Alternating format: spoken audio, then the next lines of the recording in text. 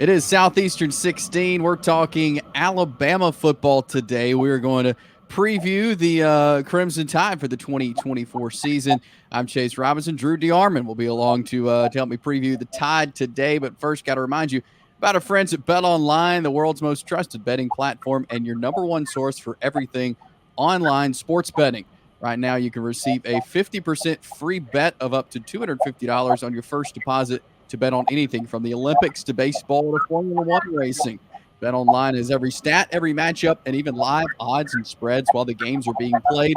When the game's over, head over to the online casino, get in on a game of blackjack or poker, or unwind with one of the over 150 slots games. Head over to the website today to get on the action. Use promo code BELIEVE, BLEAV, for your 50% free bet credit on your first deposit up to $250. Bet Online, the game starts here. So, Drew, it's so strange talking about a Alabama football season where one Nick Saban is not the head coach, and I know just the tradition of Alabama football, the winning that's happened over the last 17 seasons under Nick Saban. I mean, I don't think we're at a point where just everything's going to drastically change, but the biggest change is there's no Nick Saban on the sideline, and Kalen DeBoer will be filling those shoes as head coach. Yeah, it's been 17 years. It's kind of flown by. I mean, I can remember going to my place of employment at the time in late 2006, early '07, when Coach Saban was officially announced, which kind of started going viral, or however you want to describe it, in late December and on into early January. And he, of course, took the job at the University of Alabama, and it just shows you how quickly time passes. But what a run by Coach. And I was in Dallas last week, and it was sort of surreal watching him in the main media room on the SEC network sets on my side of the headset, so to speak, and not coaching. So that's going to definitely be an adjustment, Chase. There's no doubt about it. And had a chance to spend some time with Kalen DeBoer on Radio Row for about close to 6 minutes. And I'd already been to his introductory press conference, and I've been around him in a couple of settings a little bit, and and gotten a feel for him. And he's just very comfortable in his own skin. He's laid back. He's not as regimented or as intense, I guess. It always seemed like Nick Saban was so businesslike. He was always had his head on a swivel. He always had a method to the madness. But again, there's different ways to skin a cat, and it's a different time in football. I mean, it's so transient now with the transfer portal and with NIL. A big part of what you have to do is manage your roster from year to year, month to month. So yeah, it's big on relationship building. And Nick Saban had a great relationship with his players, but I think but he was also feared by a lot of people, not his own players, other coaches. We'll see how that goes on with Kalen DeBoer. He may be feared in a different way, just because of the way his teams play. We haven't seen them. Certainly, it was we saw them at Washington, and they played at a very high level, but he hasn't been in the SEC. But certainly, the early returns in recruiting are very promising. They're number one in On3, number two in 247. And a lot of people question if he would be able to recruit in the South, but they said the same thing about Nick Saban when he came from Michigan State to LSU, and we all saw how that went. Coaching is coaching, ball is ball. But I mean, it's been interesting to be around Kalen DeBoer.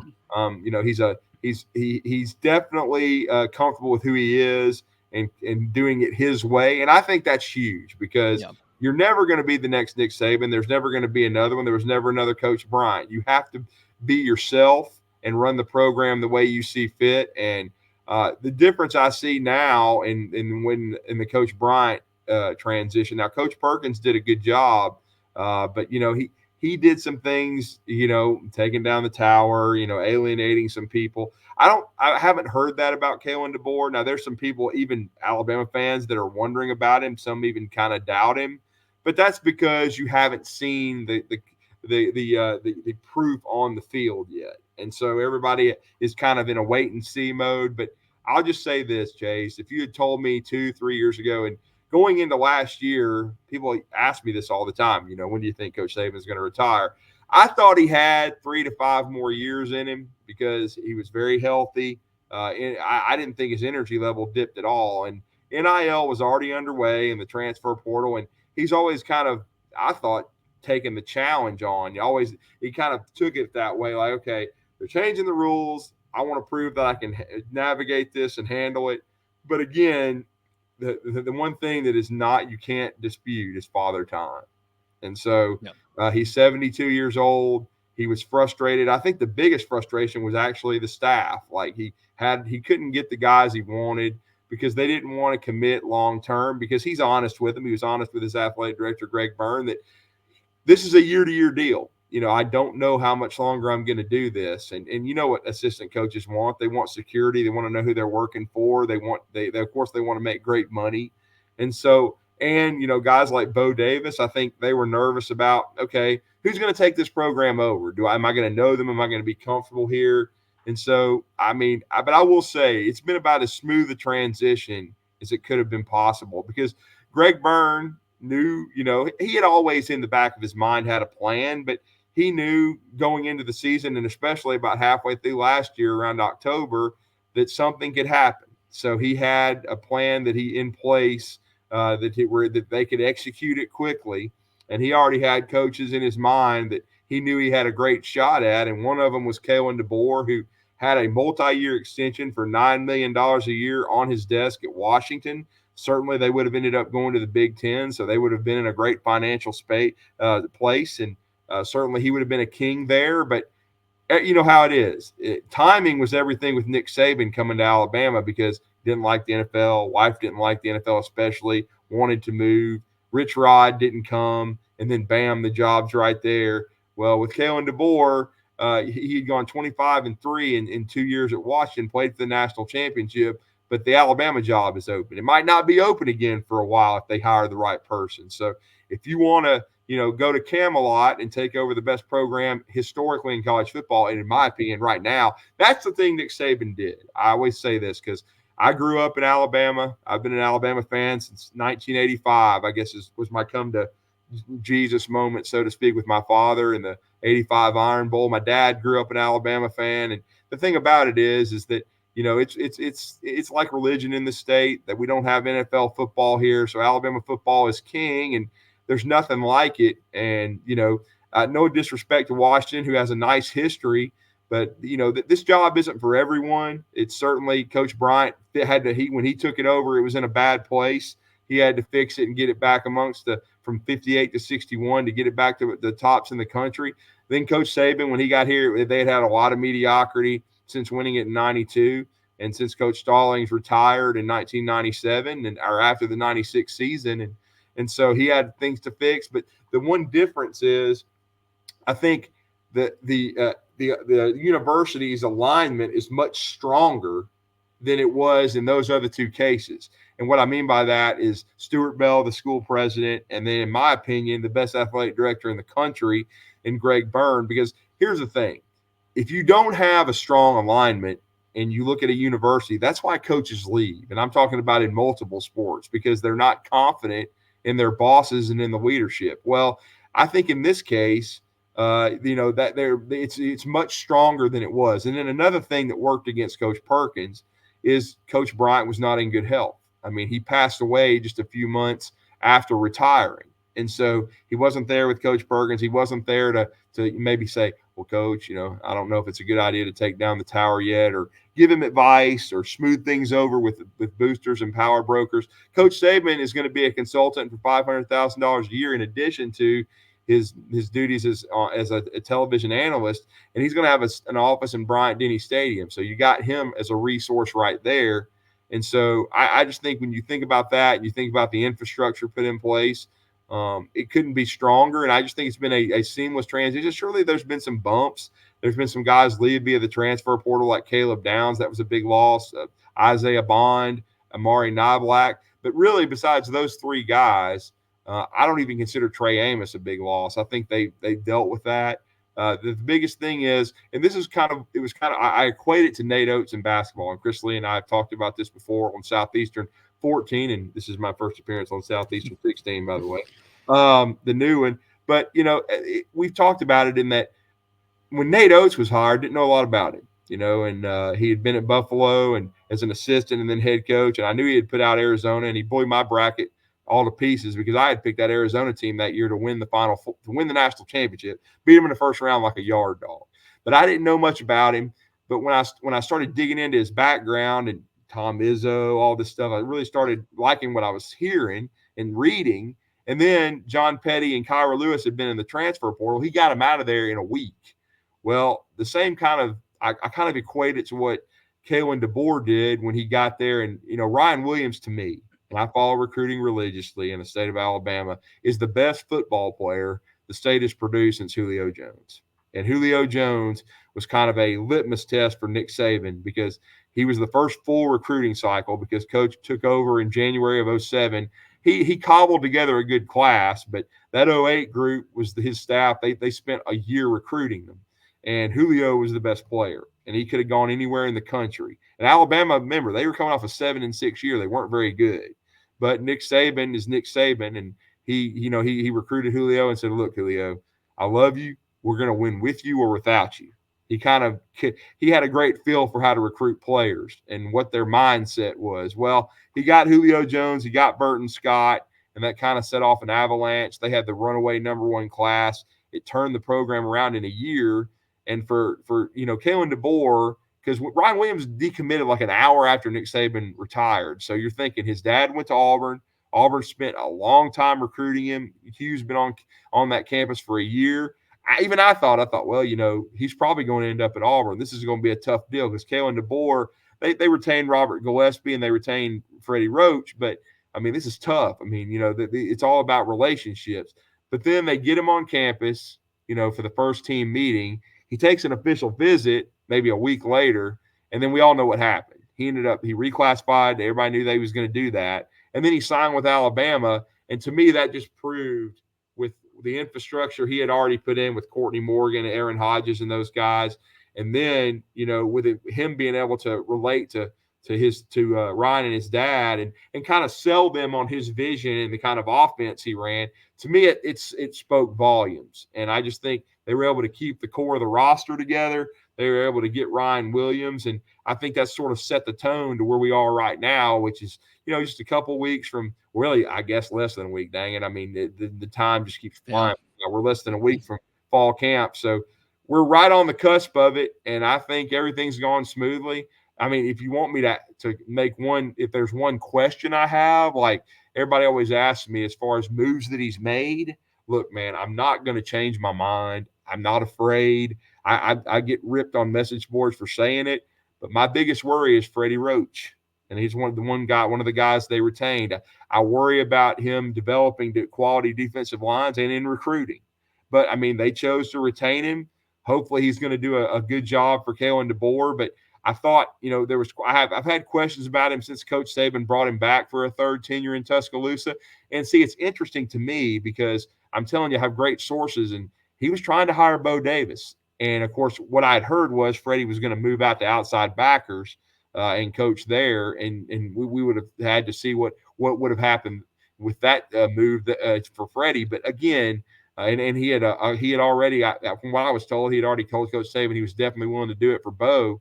But that didn't happen. Freddie's still there, and they have a #1 recruiting class right now, though. So certainly, and I'll be honest, when you look at what they have returning along the D-line, they have depth, they have talent. There's no reason to believe that they shouldn't be good. So I think Alabama right now is in a strong spot.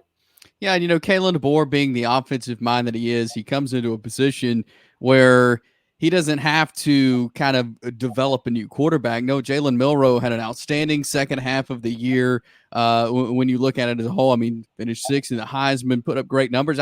And correct me if I'm wrong, but I think they fit well together, Jalen Milroe and the offensive style that Kalen DeBoer brings. Well, it'll be a different system than what Tommy Rees built around it with Nick Saban. But I'll just say this. If you go back and you look at Kalen DeBoer's track record, and that's with even different offensive coordinators. And another thing I studied about him is, and he's gone on record with this since he's come to Tuscaloosa, is the way he hires his staff, he stacks coaches. And what I mean by that is he has every coach he hires, is, as far as when he looks into their background in some form or fashion, he'll try to have 2 or 3 that have had play calling experience. In other words, he knew last year, if you remember, Chase, when Coach Saban put together his final staff, and that's another remarkable thing. Nick Saban never returned with the same staff from '07 all the way through 2023. He had already Alabama almost hired Ryan Grubb, so he knew that they weren't going to hold on to Ryan Grubb much longer. And Grubb and he worked well together. They went to the national championship game. Certainly the original plan, and I was in Tuscaloosa when they had introduced the staff, was for him to be the quarterback's coach in OC. But we all know what happened. The NFL came calling, and it just so came calling from Seattle, Washington, where he doesn't even have to move his family. So he and Coach Huff decided, the offensive line coach, to both got hired by the Seahawks. You can't blame them. You can't be mad about it. I mean, they're getting an opportunity to go to the highest level in the NFL. They don't have to recruit, and they don't have to move their families, don't have to sell their houses, nothing. And so Huff had been a longtime resident anyway. He was one of the few coaches that DeBoer kept when he got to Washington. So you lose both of those guys, but I think he already had that plan in place. And he and Nick Sheridan had worked together at Indiana. Nick Sheridan's a former college quarterback. He's had experience being a QB coach and an OC. He was a tight ends coach at Washington, but he's coached multiple positions. So I think that was a pretty good indicator and a pretty good transition there for them to be able to move him over to that slot, and he was ready for it. And then another tidbit that I kind of unearthed is, I think you've probably read the story that Nick Saban, what he told everyone was, look, I was still having Zoom meetings with prospective assistant coaches. I got up to go to the team meeting, still not even sure what I was going to do, but I talked to my wife. She gave me the okay, and he walked into the room, stunned everybody, and retired. Well, they said he was having a Zoom meeting with a prospective wide receivers coach, and I don't know if I'll ever be able to get him to go on record and admit it, but I think it was Jamarcus Shepard. And the word was that Shepard was very likely going to come to Tuscaloosa to work for Coach Saban, but then he didn't. That problem got solved anyway because he decided to come with Kalen DeBoer, and that's another thing too. Certainly Holman Wiggins did a solid job for 5 years. He's now at Texas A&M with Coach Mike Elko. But I think Alabama, and I've said this on the record, and I'm going to say it on Southeastern 16, and this is not a shot at Coach Saban. This actually is a compliment to considering the job he did a year ago. But the last 3, 4, 5 years, his staffs have not been as good. And one of the main thing that, as I've said, that kind of drove him out of coaching was he had to take on a huge load last year, especially defensively, because Kevin Steele came back for his third run with Coach Saban, but he was in his mid-60s, and I think it became obvious halfway through that I'm not even going to do 2 years on this 3-year contract. Everybody knows with NIL, the transfer portal, everything changing. Coach Steele's had a long career. He can hang it up. He's done. He's going to go. So Coach knew he was going to have to hire a new defensive coordinator. And Travarius Robinson, outstanding recruiter, outstanding secondary coach, but he's not a top level DC. And so Coach Saban knew he was going to have to hire a new one. Ideally, and I said this and made some headlines down there in Dallas. A year ago it would have been Jeremy Pruitt because that's what he wanted to do. I think Jeremy was the best defensive coordinator of his tenure, just slightly over Kirby Smart. Now, what Kirby was, unlike a lot of his other assistants, Kirby has been an outstanding head coach. If you've noticed, Will Muschamp, no, he wasn't very good. A lot of these guys, Jim McElwain's been pretty good. I mean, he didn't do a very good job on the Power 5 level. That wasn't all his fault. I mean, he's now at Central Michigan. But I'm just saying the track record of head coaching hires, Jeremy Pruitt was a huge disaster at Tennessee. I mean, he'll even admit that. He just made some wrong decisions. But Jeremy Pruitt is an outstanding defensive coordinator. And I think that would have taken a huge load off Nick Saban. Might have lengthened his tenure perhaps, but he couldn't hire him because of the fallout at Tennessee. And then, I think he probably would have leaned to hire DJ Durkin, but then you're talking about he couldn't get Bo Davis back. That was hard. He wanted to keep Travarius Robinson. That didn't happen because Travarius, he wanted to be a DC, then kind of looked at his options, knew that wasn't going to happen. But he didn't think Coach Saban was going to be there much longer. And his best friend in coaching, Will Muschamp, is on the staff at Georgia. He knows Kirby very well. Kirby was aggressive. They were trying to get Caleb Downs. I think everybody knows that. And so they hired him over to Georgia. But then, ironically, they don't get Caleb Downs. He goes to Ohio State. But it's just one of those things. Coach Saban couldn't put together the defensive staff he wanted. And I think that combined with NIL, the transfer portal, and the changing mindset of players, being so – he went on the record and said it. The two things they wanted to know most after the season is, am I going to start? And, what is my NIL going to be? And I just don't think – he's 72 years old. I just think he was like, okay, it's just time for somebody else. And in all honesty, now it was probably the right time. I thought, honestly, Chase, and this is rare in the profession. You saw what happened with Bobby Bowden. You saw what happened with Joe Paterno staying too long. Coach Saban did as good of coaching jobs he's ever done last year because that team had holes. You saw the way they started. They looked awful against Texas, and then Milroe was benched for a game just to get to readjust, see how he would react, and see how the backup quarterbacks, Tyler Buckner and Ty Simpson would play. It was a struggle bus. Think about this: that game at South Florida was 3-3 late in the fourth quarter. I mean, South Florida, they ended up going in a bowl game. They ended up winning 7 games, but still, Alabama we were expected to win that game by 30 points. They struggled, and so a lot of people thought they were done, and they were 1 fourth down stop away then, a couple months later for playing for the national championship against Kalen DeBoer, which would have been fascinating. So I just thought he did his best job. And then to go back to your point of Jalen Milroe, the thing that's fascinating about Kalen DeBoer is his track record with quarterbacks is so good because, when we saw what he did with Michael Penix, and Penix was a 3-star kid, and he was going to sign with Tennessee, but I think Tennessee kind of moved on from him. He went to Indiana. They did a great job with him there, and then Coach DeBoer inevitably got a head coaching job, and then he followed him to Washington, and the rest is history. He's done a remarkable job scheming and getting quarterbacks better. I think the thing about it is the Josh Heupels, the Hugh Freeze, the Gus Malzahns, to me, they're play callers. They're really good schemers with the offense, but they're not quarterback whisperers. To me, there's 2 quarterback whisperers that are obvious in college football. Steve Sarkisian, because he's done it with so many different guys. And then, and I would put Lane Kiffin in the category with Gus Malzahn too. Great play caller, a dude that when there's chaos going on around him, he can figure it out. But with Steve Sarkisian and Kalen DeBoer, I think they're true quarterback whisperers. In other words, no matter what quarterback they have, they're going to figure out what they're good at. They're going to build an offense around them, and then fundamentally, the quarterback is going to improve. And then I'll go further on my point that you were asking about Milroe. I have a great source in Louisiana, Mike Detillier, who is part of WWL Radio in New Orleans. He goes to the Manning Passing Academy every year. I was on with him in Dallas, and he was there this year, and he told me, you wouldn't believe the difference in the mechanics already with Jalen Milroe. He said we were watching him in a drill, and Bill Belichick, who, by the way, he ain't done because he's still got the coaching itch. He was there watching.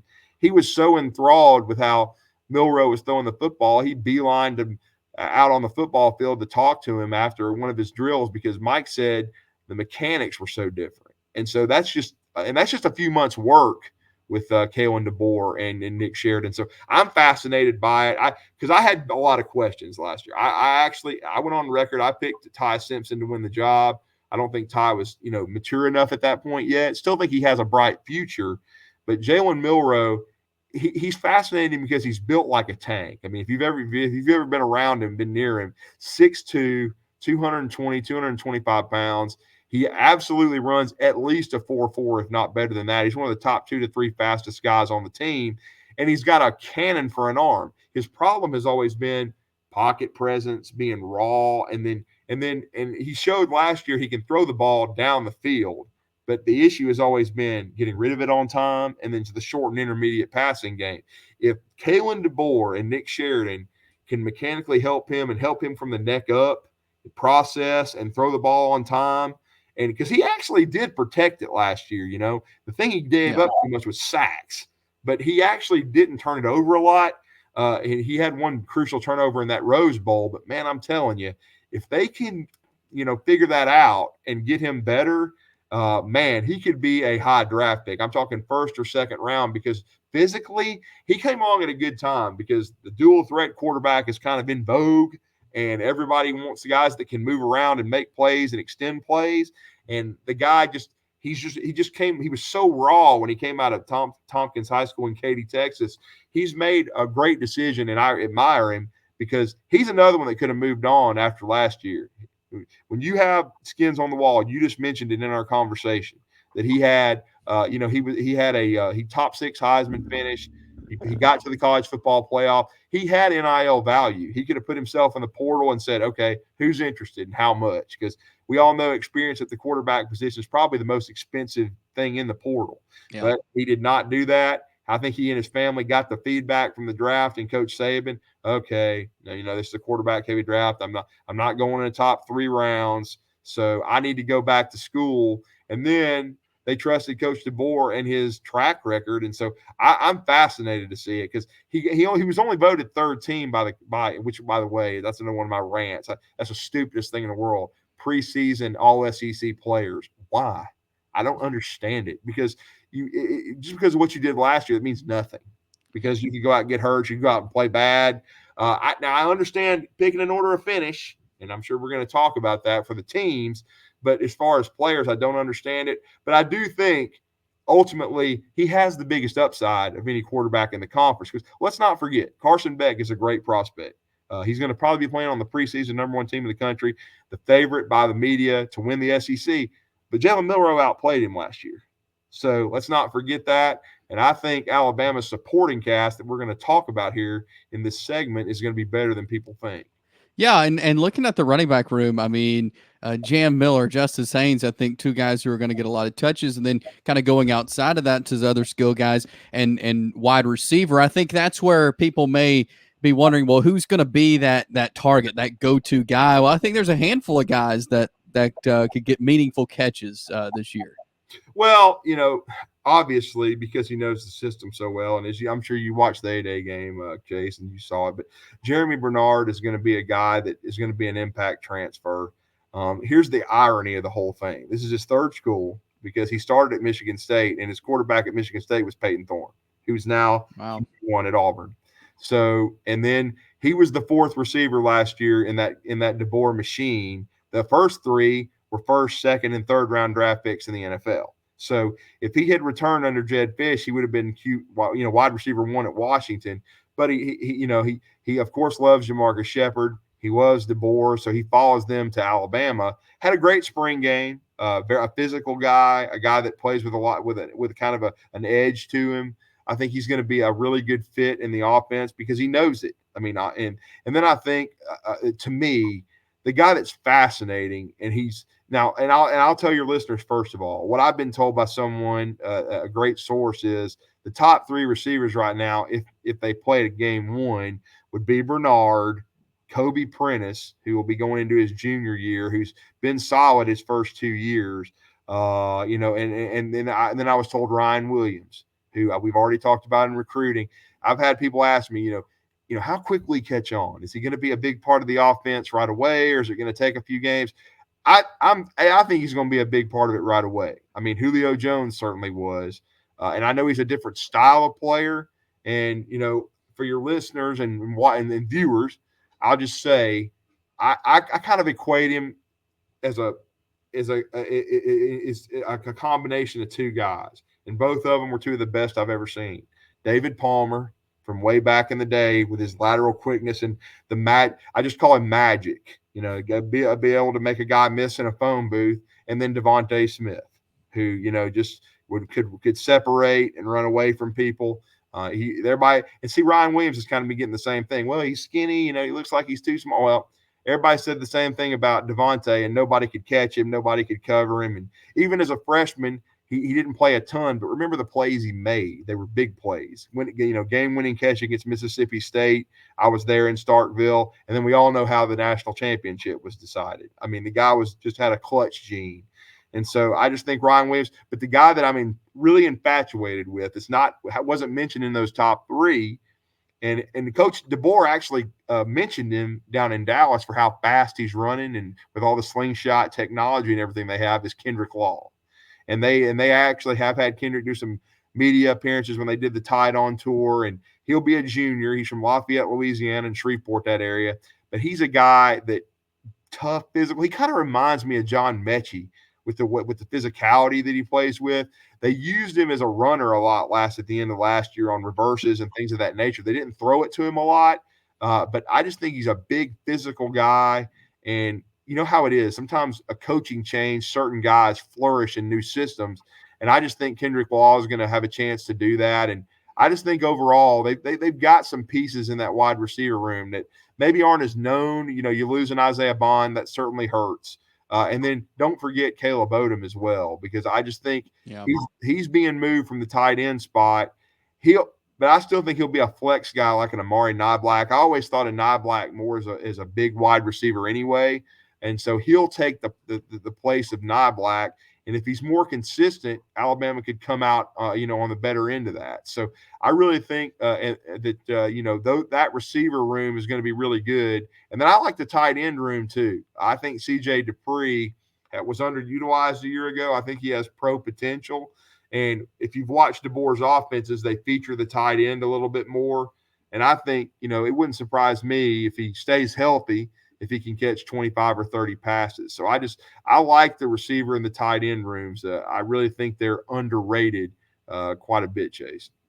And looking at the offensive line, I mean, that's kind of where it all starts and where there has been struggles when you look at Alabama football over the past few years. But you got guys like Tyler Booker coming back, Roberts.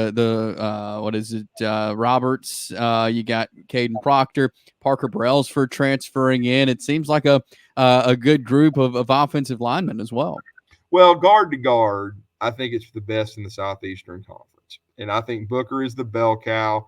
He's kind of been a leader since he was a freshman. He certainly was last year. He's going to be the leader in the alpha of the group. He'll start at left guard, and he's going to do an outstanding job. Now, he's slimmed down a little bit because stylistically, as you know, Alabama had the biggest offensive line in football last year, not just in the college football, but in the NFL. But they're going to be running a different kind of offense, more trapping, more pulling, quickness oriented under Kalen DeBoer. So Tyler Booker's dropped weight. And then you got the swamp monster, Jaden Roberts at right guard. The O-line came together because people forget Jaden, it was a slow build for him to get on the field. He waited 2+ years. He waited till his third year really as a redshirt sophomore to get on the field, Chase. And the thing about it is the line took off when he finally got in there, when he was plugged into right guard last year. It really kind of gelled. It was a missing piece. It reminded me of when I watched Eddie Jackson get moved to free safety at Alabama one spring, and I was there, and he was coming back from an ACL because he had been a corner, and they stuck him in a scrimmage at free safety, and it was like Tron or whatever, just like everything lit up, everything started working, and you could just see that Alabama's defensively was going to be a lot better with Eddie Jackson on the field.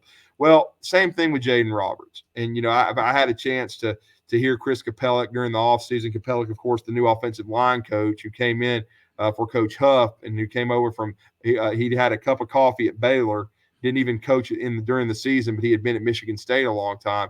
And he told a story about Jaden Roberts. He said, well, I sometimes start to get on to Jaden about technique and being more sound. He goes, but he does things that you can't coach. Like he's a guy that he's 6'5", 340 pounds. And he said, and I'll watch the guy with one arm take a 300-pound defensive lineman and just throw it. And you're like, you're going out there to get on him, but you're like, there's nobody else on our team that can do that. So even you want him to be sound technically, but he just does things that you can't coach. He's maxed out at 700 pounds on the bench and 1,000 in the squat. That's why I call him the swamp monster. He's just unbelievably strong, and experience is key. He's now got almost a whole year under him. He got hurt a little bit in the spring, but I think he's going to be an outstanding right guard. And then, of course, there's been some controversy with James Brockermeyer transferring. We didn't really mention him, but he left because of Parker Brailsford. Brailsford transferred from Washington. He started last year as a second-team All-American, led them to the national championship game, Pac-12 title, and he was a great player. And he started out at Alabama, went through about the first 6 practices. Then he had some personal issues. He missed the last part of spring on the field, but he was still there working out with the team. And here's the way I look at it: if Kalen DeBoer and his staff had any doubt that Brailsford wasn't going to be there, they don't let Brockermeyer walk out the door. They would have done something. But I think they know Brailsford will be back.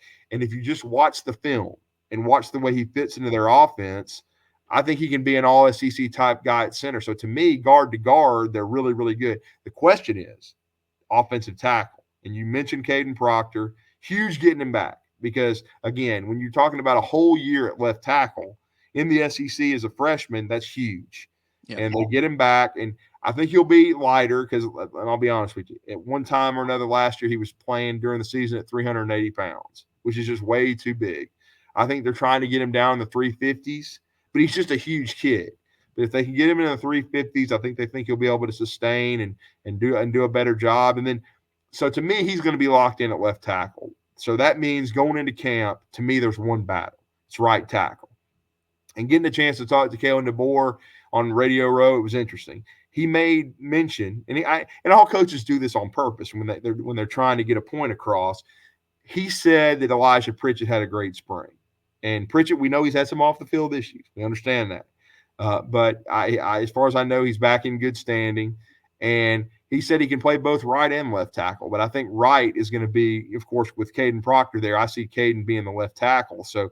Obviously, Pritchett was heavily recruited out of Columbus, Georgia. And I think it's going to be a spirited battle between him and Wilkin Formby because Wilkin redshirted. He's from North Ridge High School in Tuscaloosa. And the thing about it is he's a huge kid himself. You probably saw that they were training over in Dallas. It was like Wilkin, Booker, and two or three of those offensive linemen went over there to train over there and with the guy that has the elite offensive line academy. And they spent their NIL money on it, which you got to admire them for doing that. I mean, it was Caden Proctor, it was Booker, and it was Formby, I believe. And the thing about it is Formby is best friends with Proctor. He's the reason Proctor came back because he's the one – they went on spring break trip together, and Proctor said, man, I don't know, man. I don't know if I may have made a mistake. I don't really know if I'm comfortable, at Iowa. And Formby said, dude, you got to call these coaches, man. You got to talk to DeBoer again. He goes, these guys are great guys. I mean, this staff's been great. Yeah, I think you'll flourish. And so that kind of set it all in motion. And Formby, from what I understand, is like a gym rat. And in football terms, that means he's in the coaches' offices all the time. He's picking their brains. I think he's working really hard. So I think that's going to be the one battle I'm going to watch really, really closely offensively is the right tackle battle. Because I think everything else has hashed itself out. And you made a great point about the running back room at the beginning of our offensive discussion. To me, Jehiem Miller and Justice Haynes are going to be as good a duo as Alabama's had in a long time. Because think about it. Jace McClellan waited a long time before he declared for the draft. He could have come back. But I think he understood and saw the talent behind him. Same way with Roydell Williams, who arguably may start at Florida State. These two dudes are coming, man. And I kind of thought the Rose Bowl for Justice was a coming out party like we saw out of Najee Harris, man. I thought he should have got the ball more. And don't forget Richard Young, who redshirted. He was a 5-star guy. They've got some really, really talented backs, and they got Daniel Hill and Kevin Riley as well, two young ones who I think are going to have to wait their turn. But that top two, especially to me, can be really, really explosive. And I've heard nothing but rave reviews of Jam Miller's offseason. Same way with Justice Haynes. It's sort of funny. They didn't get a lot of buzz in Dallas. There were people talking about Jaden Blue and talking about, new old faces in new places. But I just really think that Jam Miller and Justice Haynes are going to be a great duo in the SEC. And flipping over to defense, just kind of looking defense big picture as a whole. Obviously, Kane Womack coming in, kind of bringing a new scheme to the defense. What are some bright spots? What are some spots where there's some questions out on the defensive side? Well, the biggest question to me of the whole football team going into fall camp is the secondary, because that's the least experienced.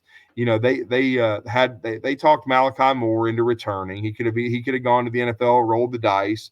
He came back for his extra year because you got to remember, Chase, this is the last year for COVID guys, basically to use their final year of eligibility, the extra year. In Clayman's terms, Malachi is an old man. I mean, he played back on the 20 team. He was a true freshman at that time. So he's been around a long time, played a lot of football, mostly as a nickel. He had a great freshman year, then got hurt near the end of his freshman year, and then he fought through some injuries for over a year or so before he finally found himself again. I thought he had a solid year last year. He's very, very smart. He can play just about any spot in the secondary, especially when you're talking about nickel and then the two safeties. But he's really going to transition to safety this year. He's told us that, which is I find it very interesting. And so he's going to be the leader because nobody else has played any snaps at Alabama. Now, Alabama, was very aggressive in the portal, and they needed to be. Before Nick Saban retired, they got Damani Jackson from USC, former five-star guy. I think he's going to start. He has a lot of natural talent. I just think he was playing for – I'm going to be blunt. He was playing for a bad defensive coaching staff at USC, and he needed to get the hell out of there and go somewhere where he could, rejuvenate himself. He got 2 years to fix things. And then a guy that I don't think has been getting enough pub, and I was just thinking about it today, and I'm even guilty of it myself, because I've been focusing on Keon Sabb because Keon Sabb has huge shoes to fill. He comes from Michigan, and he was a big-time contributor to a national championship team, Chase, and he's basically replacing Caleb Downs. And Caleb Downs was the biggest loss for Alabama in the offseason. You can't sugarcoat that.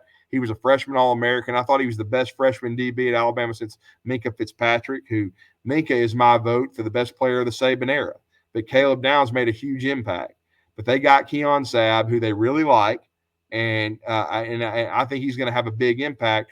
But people forget about Deshaun Jones, and he's, of course, from Wake Forest. He's the other guy that you didn't go through spring. They got him late, but he'll be in there in fall camp. And so he's another guy that we'll see how quickly he fits into the secondary. But see, what they also did was they signed as good a secondary class. And this was huge because it's what we talked about in the start of the conversation. Any of these guys could have left. They could have gone into the transfer portal and bailed. We saw Peyton Woodyard do that and go to Oregon after spending a spring at Alabama. But Jalen Mbakwe, Zay Mincy, Zabian Brown, I think all three of them are five-star level talents. And I'm going to be fascinated to see how quickly they assert themselves and become factors in that secondary. The quicker they get comfortable, and that'll be up to Mo Linquist, the corners coach, and then Colin Hitzler, the safeties coach.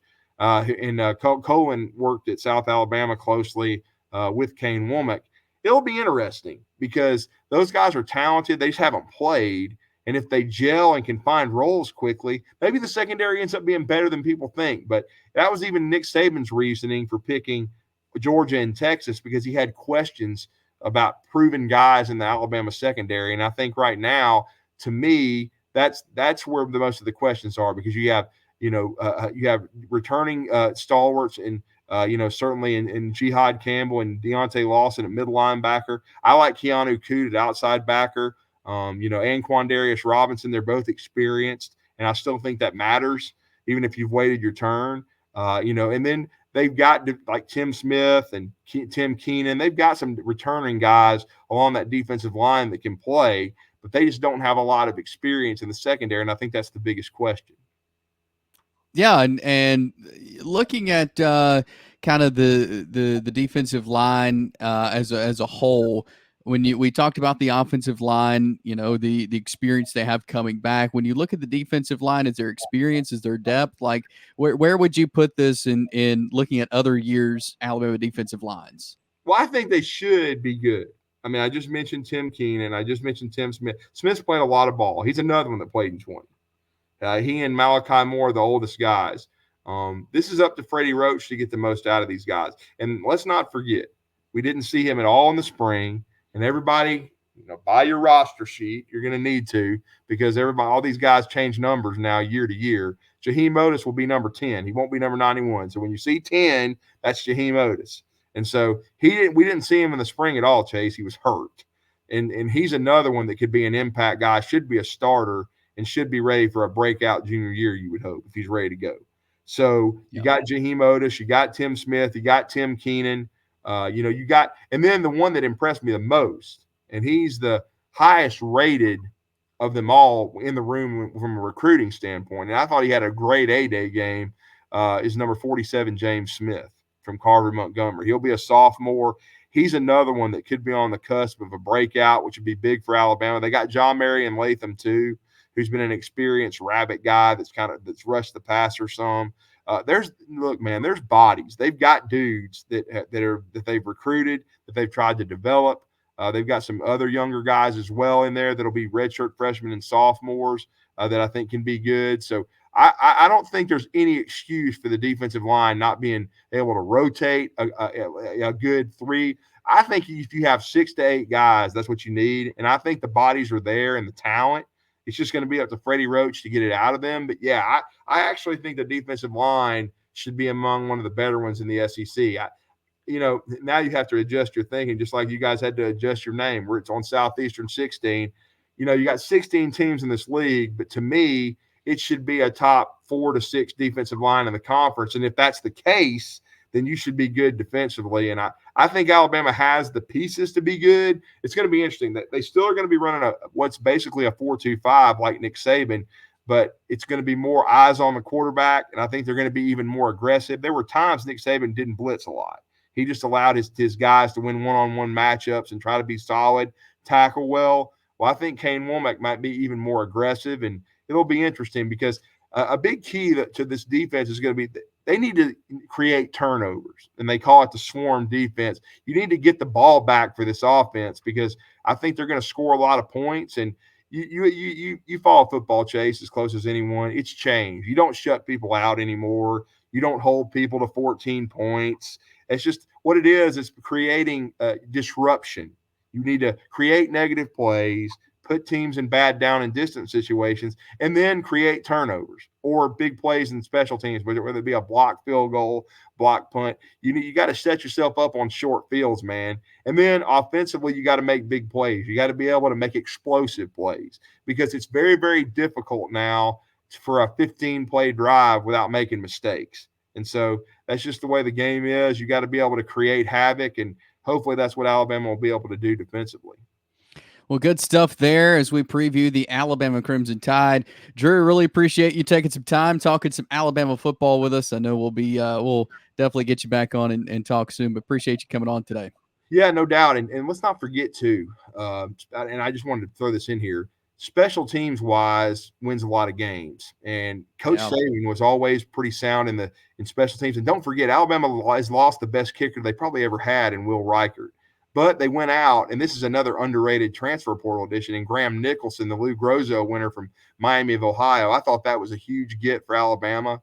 And then you have James Burnip back. So special teams in year one under Jay Nunez, who came over from Oklahoma, should have a chance. And with Ryan Williams and Kendrick Law and some of these athletes, they ought to have good returners as well. So I think Alabama, in all three phases, has a chance to be really good. But, Chase, I appreciate the opportunity. It's always great to be on with you guys. Get well soon, to my guy, Chris Lee. But thank you for having me today.